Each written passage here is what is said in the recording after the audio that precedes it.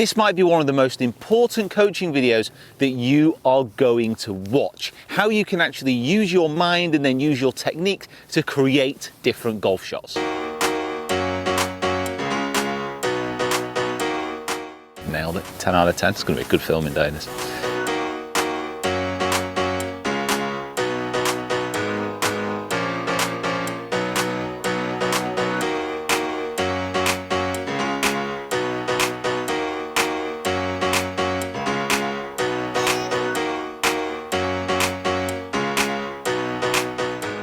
Hi guys, my name is Peter Finch and welcome down to the beautiful Shire in London. And this video is going to be all about how you can create the golf shots when you're out on the golf course. Guys, if you are new to the channel, make sure that you hit that subscribe button so you don't miss out on any of my coaching content or my other golf content as well. And if you are a regular returner to the channel and you haven't subscribed yet, please make sure that you do as well. So creating golf shots, what do I actually mean when I talk about this? So we are going to be doing some technique work, but a lot of this is going to be how you can start to shape shots and see shots in your mind's eye. Now I've selected this shot to begin with because it's an extreme example, I would say. So I've got a tree out there before the green at about 150 yards and the pin is at 200 yards in the background. Now what I'm going to do here is I'm going to use that tree which is standing between me and the target as a little bit of an example of how you can start to see and create shots in your mind. Now that tree, let's imagine first of all that it's not there. Let's imagine this is a normal golf shot and that tree is completely gone. It's 100 years of history wiped out there in a single stroke of the editing brush. How would you see this shot? So you'd see this shot as a pretty straightforward one, but I would then struggle actually how to picture that in my mind's eye because I'm nothing to conceive an image around. Now all of a sudden, let's imagine that that tree is there again, which it obviously is. What I'm going to do here is I'm going to picture very clearly in my mind the ball starting to the right of it and actually hooking around to the left-hand side. Now, because I'm using that tree as an image and I'm using something to actually move my ball around, I can now see this image a lot more clearer within my mind. So I've got that picture in my mind about trying to hook it around this tree. Now that automatically starts to guide what I'm going to do with my technique and my setup. So what I'm going to have to do here is aim my body out to the right of the target. So if I was to do a parallel alignment, my actual intended target would be miles out to the right-hand side. Obviously, it's a long way off to the left. So then what I need to do at setup is close my club face to where my path is going to be traveling, which is going to be out to the right-hand side. But I need to shut it down enough and point it far enough left that as it actually leaves the face, it then starts to impart that spin axis and tilt it off to the left-hand side. So I'm seeing that shot within my mind. I've got my intended aim line over here and my target's all the way in the left. I'm going to take a couple of practice swings, strengthen my grip first so then my club face will be more closed than it usually at the point of impact. Try and get that feeling of what it would be like to actually get that curve. So again, just picturing that shot moving around the tree, painting that picture within my mind, getting set up. Seeing the start line, getting the grip so that face would be closed, ball position a little bit further back in my stance because I want my path to move a little bit more out to the right hand side, and then I'm just going to try and hit that shot.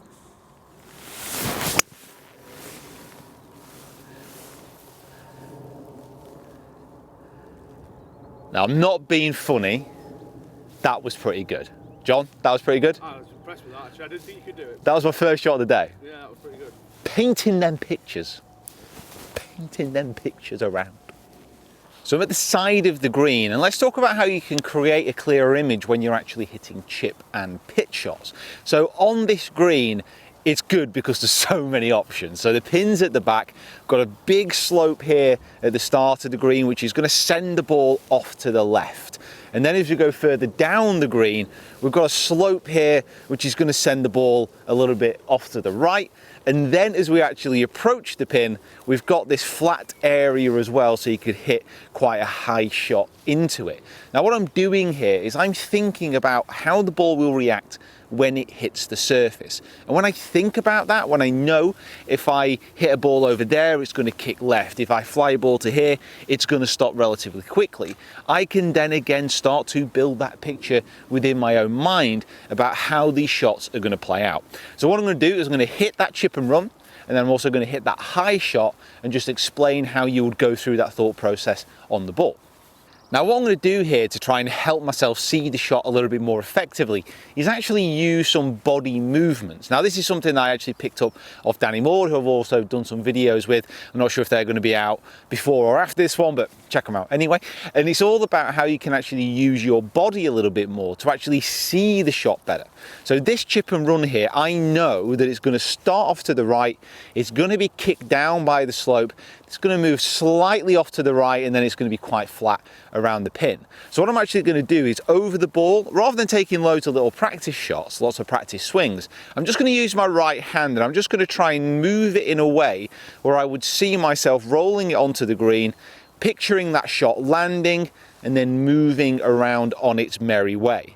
Now after I'm doing that, I'm basically putting a sensation to my visualization. This could be a good song, this, John. That's the name for my album, my future album. Visualization to the sensation. There we go. So it's popping on there. So I'm using that. I'm trying to get the feeling of that. And then when I've got that clear image in my mind, I know where I've got to land it. So I've got my 50 degree. The lie here is absolutely fine, so I don't need to kind of adjust anything really. It's just a chip and run shot. So hands slightly ahead of the ball, weight a little bit forwards. Just seeing that exact spot that I need to land it on. And I know that the ball's going to move off to there. Then it's going to go down that slope and move a little bit off to the right hand side. Oh, I just didn't hit it. It's devastating. Now I've got here in my hands a 70 degree lob wedge. Now normally it would be my 60 degree, but this is just to overemphasize a point about flight. Now here, what I'm going to do is cut out everything in the center of this green and just get the ball flying back to the pin. Now to do that, how do I create that image in my mind? Because this is going to just be a straight up and a straight down.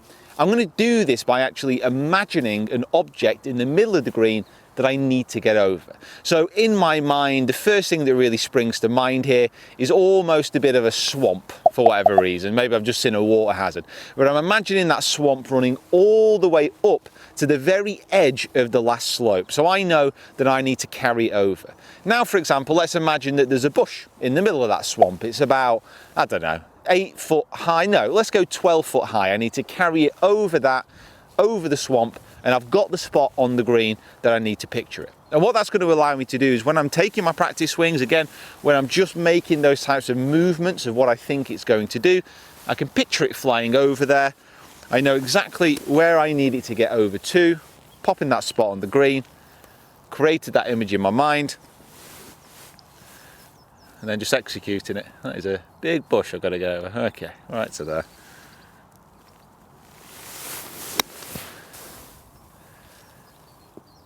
Ah, over the swamp. Oh, 70 degree lob wedge. It is the future of golf. 90% sure. So on the putting green, now what we're going to talk about here is something that probably a lot of you would not have tried, but actually some of the best putters in the world use this to help them hole more putts. And we're going to talk about drawing and fading putts. Now, when you're actually using your putter, you know, there's no real loft on here. There's no real time to actually impart that much spin. However, if you can get into the mindset of actually trying to shape your putts with the slope, it can really, really reap very good benefits. Now, I'm taking this particular story from Paul McGinley when he holed his winning putt, the Ryder Cup at the Belfry. So this is one of the best players in the world at the time, and under such an immense amount of pressure, actually thought about drawing a putt into the hole down the slope. Now just think about that. every bit of conventional coaching that you would have seen, that you would have really gone through, is all about trying to hit straight putts, perfect stroke, and all the rest of it. And here's one of the best players in the world in one of the most pressurized situations that you could be in, actually thinking about drawing a putt into the hole. Just think how crazy that actually sounds to some people. If you think about Bobby Locke, one of the best putters in the world, he used to aim to the right and basically hook pull all his putts, and it kind of worked for him. So let's not argue with Big Bobby. So I've moved a little bit further away just to try and show this slope a little bit more. I've got my point that I'm going to try and fade it over as it goes down to the hole. And I mean, when you start doing this, it's not actually going to fade. It's the slope that's going to take it down there, but it's the sensation to help you visualize it just that little bit more. So again, just using those movements to try and get that feeling, getting set up, and then just trying to get the feeling of that fade as it goes down the slope. Hold that line. Oh, you are joking me. Absolutely robbed. We're going to move on to this right to left one. So this one's from the opposite side, so it's going to be that right to left. And I'm just going to get the feeling again of just hitting now a draw rather than a fade. So I've got my point, I'm going to start it out. I've just got that feeling of drawing it down the slope, just using my body to be loose, actually freshening up my mind with that very clear image of what I want to do, the shot I want to create. So it's down there, it's going to draw it down the slope. Hit it. It's called billiards, ladies and gentlemen. This is the new game which I've invented. Creating the shot, stroke billiards. There you go. What more do you need? So with iron shots, one way to actually paint that picture a little bit better is to get a sense of what will happen when the ball actually lands. Now, what I mean by that is coming up to this green, you can see there is a bank on this right-hand side. Now, I know that when I'm hitting my approach shot, I can use that bank to kick the ball a little bit back in towards the flag. I've also got a bank behind the pin, so I know that I can land the ball into that, maybe get a little bit of backspin, even though it's not optimal conditions for backspin today. So straight away, I've seen those two things, and all of a sudden I can get a bit more of a clear image in my mind about what the shot back on the fairway could potentially look like. So I'm thinking about the shot from a ground level, even though it's going to be spending most of the time in the air.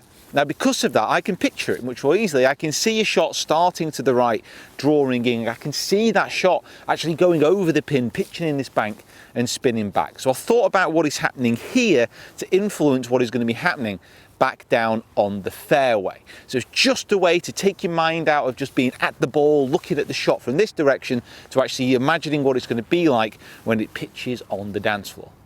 So the last thing we're going to talk about is the driver and how you can see a shape off the tee on a par 4. Now, this does not mean that when you see shapes and when you can visualize very clearly that you're guaranteed to hit a good shot. It's not going to happen like that. You do need to put the practice in beforehand.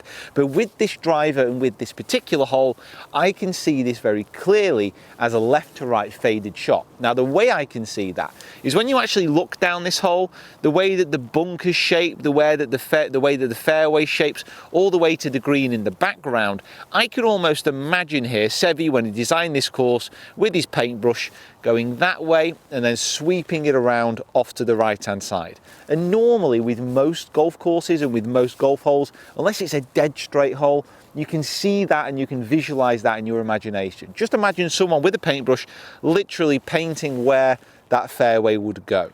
And when you can see that, when you can visualize that, if you just look upwards, then you can imagine how your ball flight could follow that particular brush stroke. So again, it's the same process, going through, just trying to feel it with your hand just a little bit, just trying to associate a feeling and a movement with it, seeing that brush stroke as Seve, as the great man would have done, and just trying to fit the golf shot around that. Whoa, I just caught a bit. Yeah, that's okay. Just needed a bit more painting. So guys, thank you so much for watching, and as always, please comment below on everything that you've seen in today's video. Hopefully that could break a few things down in your head about how you can visualize, how you can create those shots a little bit more clearly within your mind's eye. Just want to say a big thank you to the Shire for having me out here and letting me film on this cold but now getting beautifully sunny day here in London. If you are new to the channel, guys, make sure you hit that subscribe button so you don't miss out on any more content. Please hit that like button as well, just to give the video a touch of a boost within the YouTube algorithms. That would be absolutely superb. And guys, thanks for watching, and we'll see you down here next time.